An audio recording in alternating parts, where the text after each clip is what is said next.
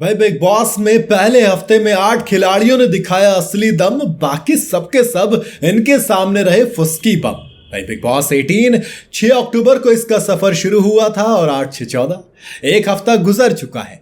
इस एक हफ्ते के अंदर वीकेंड के वार तक कई सारी चीजें देखने को मिली। भैया रजत दलाल तेजिंदर पाल सिंह बग्गा के की जो लड़ाई थी वहां से शुरू हुई थी कहानी। फिर विवियन और चाहत एक दूसरे से हर वक्त भिड़ते हुए नजर आए। फिर गुणरत्न सदावर्ते इन्होंने तो भैया बिग बॉस के खिलाफ ही बगावत कर दी।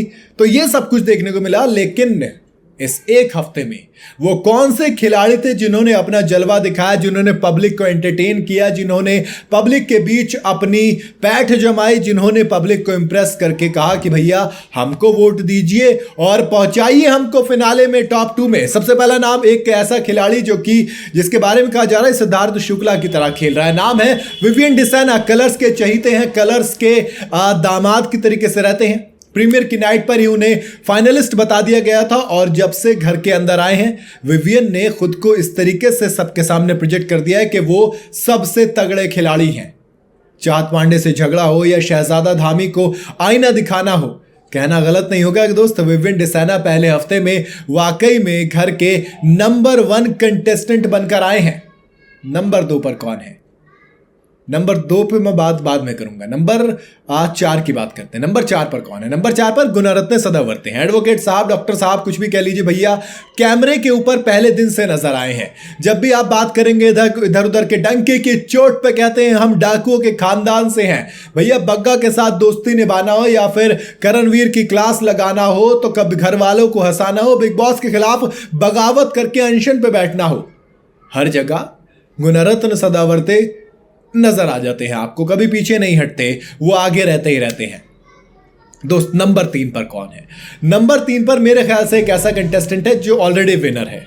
करणवीर मेहरा। खतरों के खिलाड़ी सीजन 14 जीतने के बाद बिग बॉस के अंदर करणवीर ने ऐसी एंट्री की, आते ही चमक उठे। पहले हफ्ते में उन्होंने जलवा दिखाया। हालांकि टास्क के दौरान उनको गलती कर बैठे, लेकिन उन्होंने अपनी गलती पर बात की, उसके लिए सॉरी बोला और बताया कि हाँ जो मेरी गलती थी वो थी, लेकिन दोस्त जिनकी थी गलती उनको भी पकड़ना पड़ेगा क्योंकि अकेला मैं गुनहगार नहीं था। यानी कि वो सही को सही, गलत को गलत कहने से नहीं डर रहे हैं, जो कि दर्शकों को पसंद आ रहा है।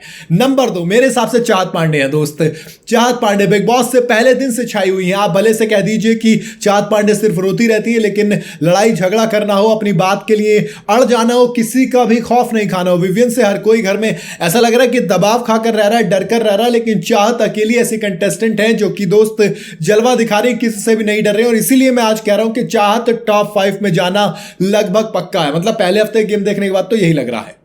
भाई नाम हो अटेंशन लेने की तो अविनाश मिश्रा कैसे पीछे रह जाएंगे। TV actor Avinash Mishra daily soap में जितने भोले भाले किरदार निभाते हैं भैया, बिग बॉस के अंदर उतने खतरनाक नजर आ रहे हैं। ईशा और एलिस के साथ बैठकर चुगली करना हो, जबरदस्ती की लड़ाई क्रिएट करना हो, हर किसी से पंगा लेना हो और फिर उसी से जाकर माफी मांगना हो, सामने उसके पैर तलवे चाटना हो या फिर उसके लिए तारीफों के पुल बांधना हो, मीठी मीठी बातें करना हो, पीछे जाकर उससे लड़ाई लड़नी हो। अविनाश मिश्रा हर जगह है, इसीलिए भैया अटेंशन लूटने में वो कामयाब है। अगला नाम भैया अरफीन और सारा अरफीन। ये एक कपल मुझे समझ नहीं आ रहा कि क्यों फटे में टांग अड़ा रहा है सबके। हालांकि इस चीज से इनको फायदा हो रहा है। माइंड कोच बनकर आए थे घर के अंदर, जो इनके माइंड को कोच करने की जरूरत पड़ेगी इस बिग बॉस के बाद, मैं कंफर्म कह रहा हूं कि दोस्त ये काफी कुछ झेलने वाले हैं। बिकॉज मुझे समझ नहीं आ रहा ये लोग किस तरीके का गेम खेल रहे हैं बिग बॉस के अंदर। हर किसी से कुछ भी बोल रहे हैं, बिल्कुल उल्टा हो रहा है, पीछे कुछ और बोलते हैं। बिग बॉस जब सामने से पकड़वा देते हैं तो भैया सलमान खान ने इनकी बैंड बजा दी कल, अच्छा आप इसके बारे में ये कह रहे थे, बताओ जरा। फिर सबको जस्टिफिकेशन देते फिरते हैं। उधर सारा है जबरदस्ती की चिल्लाती रहती हैं, तो उनका समझ में नहीं आ रहा है। अगला नाम वो है हेमा शर्मा, वायरल भाभी का। भैया जेल में रहे। जेल में देखो वैसे तो बग्गा जी भी बंद थे, लेकिन इतनी बात बग्गा जी की नहीं हुई क्योंकि आंसू बहाना हो, अपनी बात के लिए बगावत करना हो, जलवे दिखाने हो, हेमा शर्मा यानी कि वायरल भाभी हर जगह दोस्त तड़ातड़ रही हैं। हर जगह उन्होंने जलवा बिखेरा, जिस वजह से वो भी दम दिखाने के में कामयाब रही हैं। रजत दलाल भैया एंट्री से ही घमासान हो गया था क्योंकि प्रीमियर पे कहता था जी मारा था जी मैंने, तो उनको बिल्कुल क्लियर कही। घर के अंदर गए तो बग्गा के साथ भिड़ बैठे क्योंकि उन्होंने कहा कि भैया आपने बाइक में टक्कर मार दी थी।